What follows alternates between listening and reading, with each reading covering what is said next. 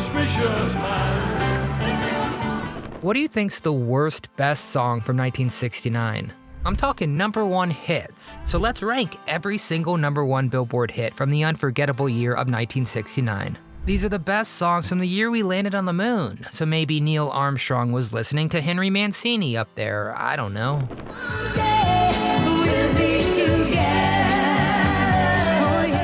And yeah, they're all number one hits, so they're all gonna be pretty good, but I wanna know what's the best, what's the worst, which ones hold up today. All right, spin it. Number 17, Dizzy, Tommy Rowe. I'm so dizzy, my head is spinning. Remember when songs could knock you on your feet by just being so darn catchy? Well, that was Dizzy, Tommy Rowe's pop tornado that spun its way to number one and stayed there like a kid clinging to a carousel. Co-written with Freddie Weller and backed by the Wrecking Crew, it had all the trimmings of bubblegum gold. Swirling organs, cheery vocals, and a chorus that looped so many times it practically hypnotized you. And if you ever had a crush in junior high, this was probably the soundtrack. Bright, bouncy, and spinning a little out of control, kinda like your hormones. You're making me dizzy, yeah. We didn't really think about musical depth when this came on the radio, we just sang along. Tapped our fingers and maybe rolled our eyes a little bit when they hit the 18th I'm So Dizzy. It was the kind of song that stuck to your brain like a wad of Laffy Taffy on a hot day. And love it or not, you definitely heard it. Probably more times than you meant to. Number 16, Love Theme from Romeo and Juliet, Henry Mancini.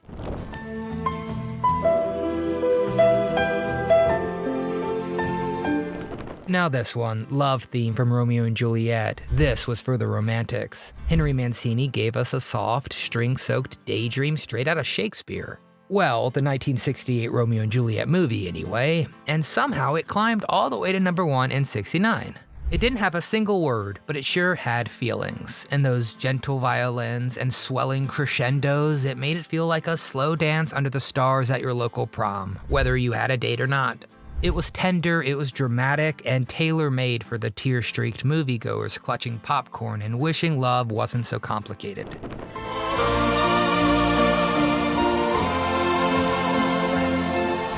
But let's be honest, how often do we really go back and listen to this one? It's more music to sigh-by than something you'd cue up on purpose. Sure, beautiful in the moment, but it faded out of our lives almost as quietly as it drifted in. Number 15, Nah Nah, Hey Hey, Kiss 'Em Goodbye, Steam.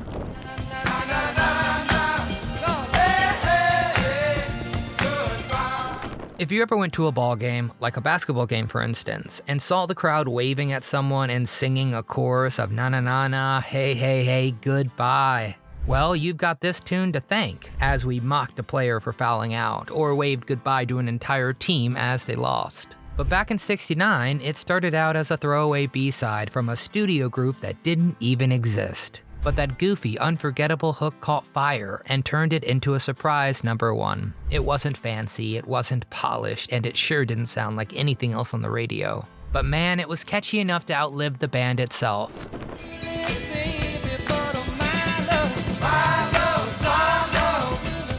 It was part breakup anthem, part group chant, and whether you were celebrating a win or watching someone get dumped, it just worked. The verses might be forgettable, but that chorus locked into our heads like a chant from the bleachers of life. Decades later, we're still singing it loud, and when the crowd gets it going, you feel like you're right back in 1969 stands, clapping along with the rest of the world. Number 14, Crimson and Clover, Tommy James and the Shondells. Crimson and Clover. Alright, just a reminder, these are all number one hits. You're gonna love most of them. And this one does feel like a slow motion daydream on vinyl. Crimson and Clover came drifting out of the speakers with that woozy guitar and echoing vocals that made you feel like you were floating in that lava lamp. Tommy James took a big swing here. He ditched the bubblegum of Money Money and leaned into something more experimental, more romantic, and a little more stoned. It was bold for a pop act to go full psychedelic, and at the time it felt like a major leap.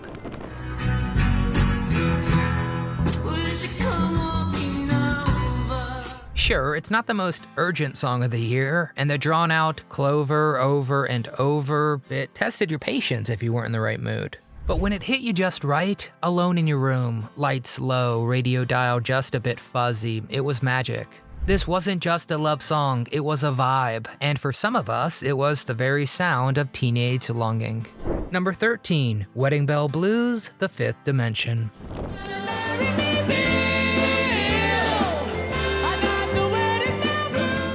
Marry Me Bill. If you were anywhere near a radio in late '69, you heard Marilyn McCoo's dramatic cry sailing through the speakers like a woman on a mission. This wasn't just a song, it was a 3-minute soap opera set to music, full of longing, frustration, and just the right touch of sass. But the real kicker, she was actually singing it to her real-life fiancé and bandmate Billy Davis Jr., which gave the entire thing a wink of real-life drama and humor too.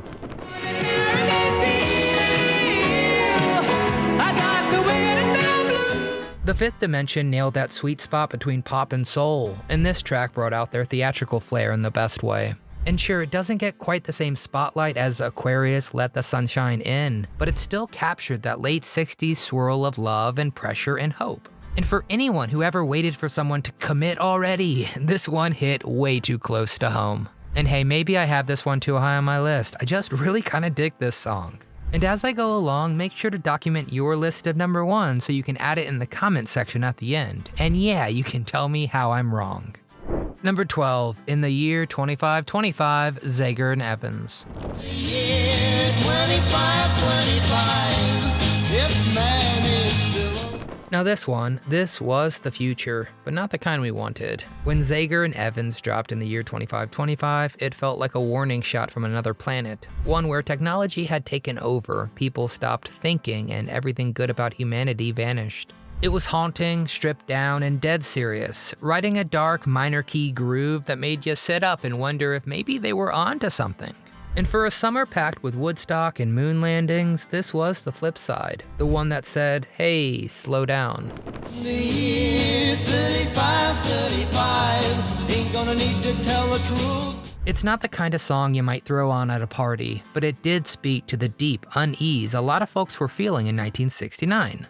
One hit wonder or not, you've got to hand it to them. They didn't play it safe, and somehow this bleak little time capsule topped the charts on both sides of the Atlantic. If you remember hearing this late at night with the lights off, you probably still get chills thinking about what might really be waiting for us in the year 2525.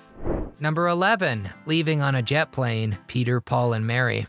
Leaving on a jet plane, I don't know when If you ever stood at a terminal with a lump in your throat, this one probably played in the back of your mind.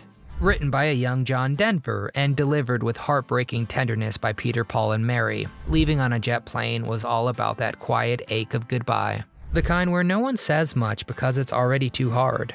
Their harmonies were soft and pure, and somehow the song made even the simplest lines feel like gut punches.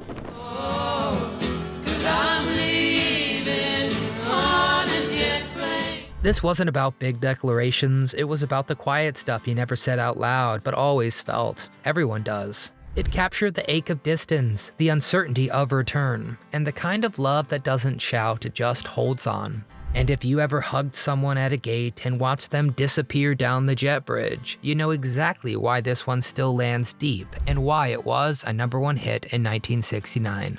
Number 10, I Heard It Through the Grapevine, Marvin Gaye.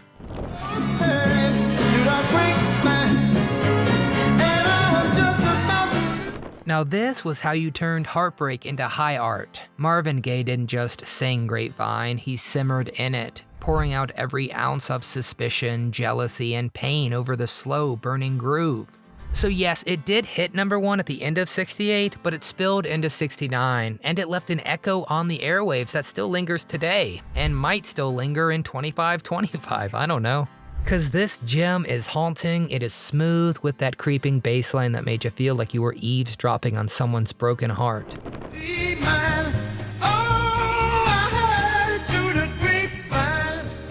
Motown had plenty of hits, but this one cut deeper. It was raw without raising its voice. The fact that Marvin didn't originally get first dibs on it makes it even more incredible, cause his version became the definitive one, and a defining moment in soul music. If you remember hearing this one on a car radio at night, just you and the static and that voice, you know it wasn't just a song, it was a feeling you never quite shook. Number 9, I Can't Get Next to You, The Temptations. I can't get next to you, babe. I can't get next to you. Man, when this one hit the airwaves, it was like Motown had suddenly lit a fuse. I Can't Get Next to You wasn't the polished, sweet harmony temptations of earlier hits. This was fire and funk and frustration, shouted out with grit and swagger. Every member got a turn at the mic, trading verses like they were tossing dynamite, all wrapped up in a rhythm so tight it practically snapped. Produced by Norman Whitfield, it signaled an entirely new era for the group. Psychedelic soul had arrived and wasn't here to play nice. Believe I can. I make the seasons change just by waving my hand. It was bold, unpredictable, and crackling with energy, like a musical tug-of-war between love and rage. The layered vocals and explosive instrumental breaks made it feel like you were being pulled in 5 directions at once. But in the best way possible. This wasn't just a hit song, it was a statement, and it still hits like a blast of cold air every single time it comes on. Number 8, Get Back, The Beatles with Billy Preston. Get back to where you once belonged. This was the Beatles stripping it all down and turning the amps back up. Get Back felt like 4 guys in a room just playing again, tight, punchy, and riding that bluesy groove that they'd been waiting to cut loose. Then add in Billy Preston's awesome electric piano, and suddenly the whole thing had this wild, rolling energy that made it impossible to sit still. It was raw in the best way, like catching lightning in a bottle on the studio floor.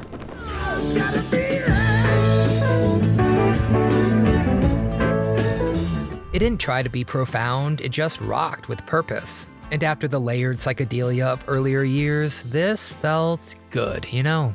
Get Back was part jam, part message, and part joyful noise. And it gave a glimpse of what the Beatles might have sounded like if they'd ever taken that rooftop spirit on tour again. It's somehow both loose and sharp, and decades later it still feels like a band coming alive. Number 7, Suspicious Minds, Elvis Presley. We can't go on together with suspicious minds. This was the sound of the King kicking the door back open. With Suspicious Minds, Elvis wasn't just making a comeback, he was practically grabbing the mic and saying, "Hey, I never left."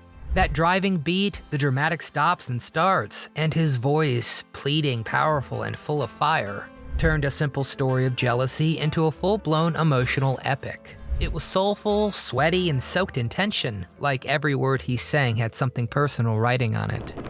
On suspicious minds.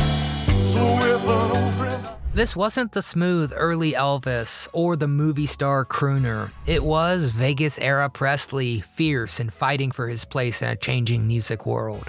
And boy did he earn it. The song climbs and crashes like a storm, and when that final fade-out hits, you can't help but want to hear the entire thing again.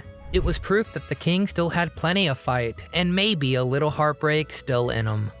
Number 6, Come Together, Something, The Beatles.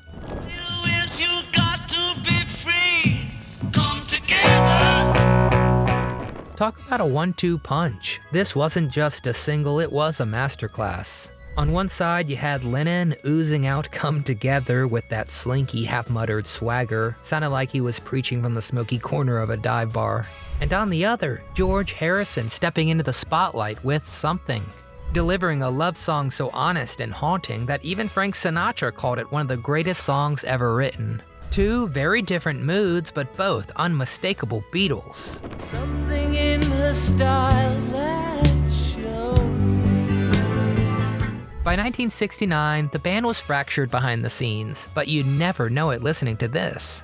Come Together was cool and cryptic, all attitude and rhythm, while Something floated on strings and sincerity. It was raw magic either way. If you needed proof that the Beatles weren't just a band, but a universe of voices, ideas, and emotion, it's all right here in 3.5 perfect minutes on each side. Number 5, Honky Tonk Women, The Rolling Stones.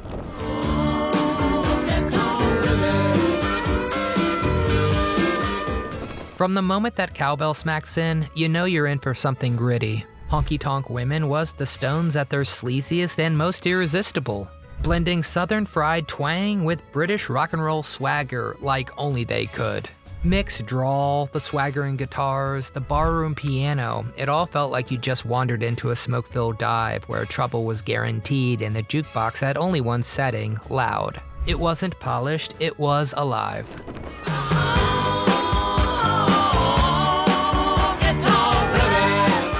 Released smack in the middle of summer of '69, it had sweat on its collar and a smirk on its face. The song wasn't trying to be profound, and that's what made it perfect. It just rolled in, did its thing, and left a trail of kicked up sawdust behind. If ever a song made you want to strut down a dusty road with your collar popped and zero apologies, this was it. Number 4, Everyday People, Sly and the Family Stone.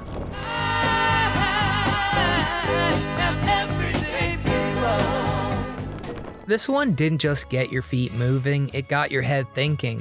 Everyday People came in with that bouncy, unshakable groove and a message that hit straight to the heart. Nobody's better than anybody else. And at a time when the country was boiling over with division, Sly and the Family Stone dropped this funky little truth bomb wrapped in sunshine. And somehow it was both a dance track and a call for kindness. Hey, how often does that happen, you know?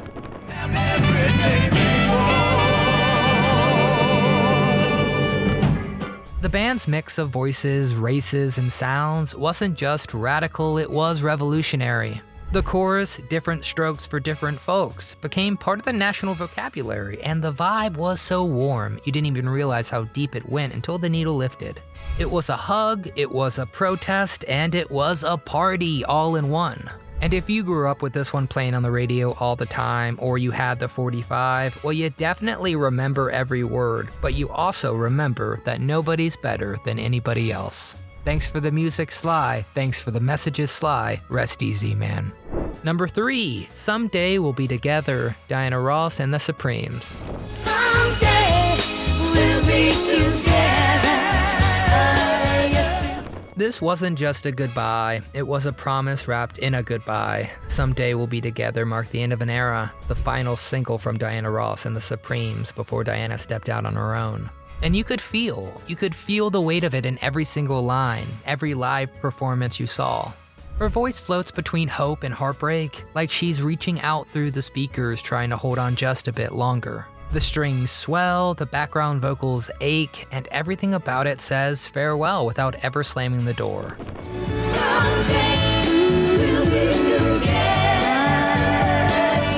It hit number 1 at the very end of '69, closing out the decade with class, grace, and just enough ache to leave a lump in your throat. Whether you were dealing with your own goodbye or just feeling the shift in the times, this one stuck to the ribs. It was Motown magic at its most emotional, and a send-off worthy of a legend. Number 2, Aquarius, Let the Sunshine In, the Fifth Dimension.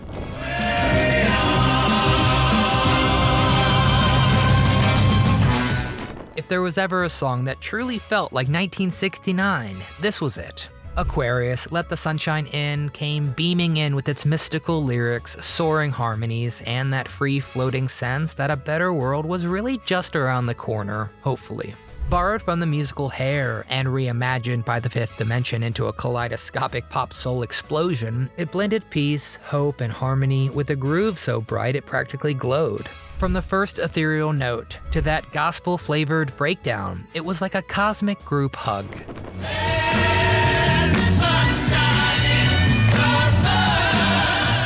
This wasn't just a hit, it was a feeling, a movement, a whole generation's wish list set to music. It soared on the charts, it dominated the radio, and it had everyone believing, at least for a few minutes, that love and light could change everything. And if you were alive and older than like 5 when this hit, you didn't just hear it, you felt it in your chest. Number 1, Sugar Sugar, the Archies. sugar. Oh, honey, honey. Okay, you can roll your eyes all you want, but you know every single word, and this song is just irresistible. Sugar Sugar was the earworm that took 1969 by storm, delivered not by a real band, but by a bunch of animated teens from Riverdale. It had no business being that catchy, just sweet harmonies, hand claps, and a sticky sweet hook that glued itself to your brain. And yet, there it was, the biggest hit of the year, blaring from every radio, jukebox, and transistor under the sun. You are my candy girl. You got me wanting. Written by Jeff Barry and Andy Kim, it was bubblegum pop distilled to its purest, happiest form. Sure, it was silly, but it made people smile, sing along, and forget their worries for 2.5 minutes. And hey, what more can you ask for a hit song? It was candy-coated joy in a turbulent year, and whether you loved it or pretended not to, you couldn't escape its sugar rush. Whew, and just like that, we're back where we started, singing along, remembering where we were when these songs first hit our hearts. 1969 wasn't just another year on the calendar, it was a mixtape of moments, wrapped in vinyl and humming through a single speaker. These tracks played while we grew up, fell in love, said goodbye, and danced like nobody was watching. Some we've never stopped listening to, but others we've kind of forgotten. So please get in the comment section and tell us your favorite 69 hit and your least favorite. And if you want extra credit, give me every single #1 hit ranked, 1 through 17, and you can tell me how I'm wrong. Cause I'm Nostalgic Nick, but after all, we here at Do You Remember are nothing without you. Don't forget to like, subscribe, and drop your favorite 69 chart topper in the comments below. But most importantly, from all of us here at Do You Remember, thanks so much for watching, for staying to the end of the video, for singing along. Until next time, we'll be here where the songs and the memories live.